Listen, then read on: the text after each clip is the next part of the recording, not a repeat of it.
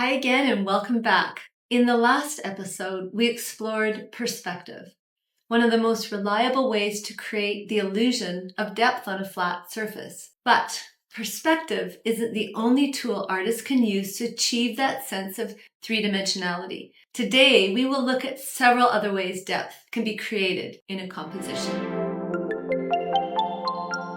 Understanding how artists create the illusion of depth is one of the most valuable compositional skills you can develop, whether you're making art or responding to it. Whenever I'm looking at a painting, it's one of the first things I notice. How did the artist create a sense of space and distance? There are 7 main tools artists can use to create depth, and they are detail, contrast, value, intensity, temperature, scale, and overlapping. Let's look at each one. Number 1, detail. This one's simple, but it's often overlooked by newer artists. Objects up close have more detail and become less detailed the farther away they are. That subtle shift in detail helps create a believable sense of distance. Number 2 is contrast. Contrast, also a principle of design, is another powerful depth tool. There's more contrast in the foreground and progressively less toward the background. That gradual softening of contrast helps the viewer's eye travel back into the painting. Number 3 is value. Value, also an element of design, refers to how light or dark something is. Objects are darker up close and lighter as they recede. Reducing the value of your objects as they recede is one of the easiest ways to make your paintings feel more three-dimensional. Number 4 is intensity. Colors are more intense up close and less intense as they move away. That's why a flower that's bright red in the foreground will appear more muted when it's in the background.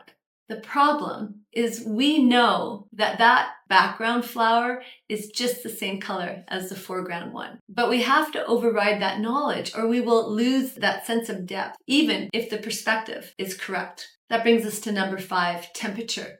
Warm colors come forward while cool colors recede, creating that illusion of distance. By understanding and manipulating this, you can add depth to your compositions. Now, it's important to take note of atmospheric perspective here.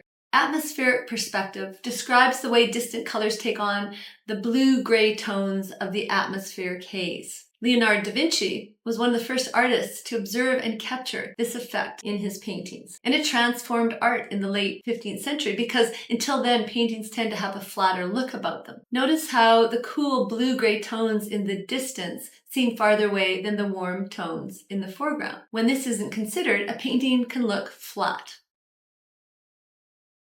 Number 6 is scale. Scale creates depth by showing how objects decrease in size as they move into the distance because larger objects appear to be closer and smaller ones appear to be farther away. Artists who use diminishing scale, comparing similar objects at different distances, like distant trees being smaller than nearby trees, will create that desired optical illusion of depth on a two-dimensional surface. Number 7 is overlapping, another great way to create depth in a painting because when one object overlaps another, we perceive it as being closer. It's probably one of the simplest, most reliable ways to build spatial relationships in a painting.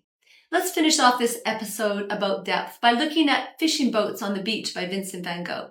He has used all 7 tools of depth in this painting, although it's not perfect, but I'll explain that in a moment. First, let's take a closer look at the painting. Overlapping. Having those boats overlapping makes the ones in the distance feel farther away. Reduction of size. The larger boats appear closer, the smaller boats feel farther away. Temperature. Using the warmer colors in the foreground boats and the cooler colors in the background boats creates an effective sense of depth. Intensity. Notice how dull the red of the boat is in the background compared to the intense red of the boat in the foreground. So effective. Value. Look at how the darker objects appear to come forward and the lighter ones go back. Contrast. There is more contrast in front and less in the back. Detail. There is more detail in the foreground and less detail in the background. This painting is such a brilliant example. Although not perfect, the bright orange sand in both the background and foreground does flatten out that left section. If that background orange had been just a little duller, Oh well. And I can't help but also mention that the horizon line sits right at center, which isn't optimal. Otherwise, it's practically perfect in every way. Keeping these tools of depth in mind when you're composing your own work and when you're responding to the work of others will elevate your knowledge of what makes an effective composition.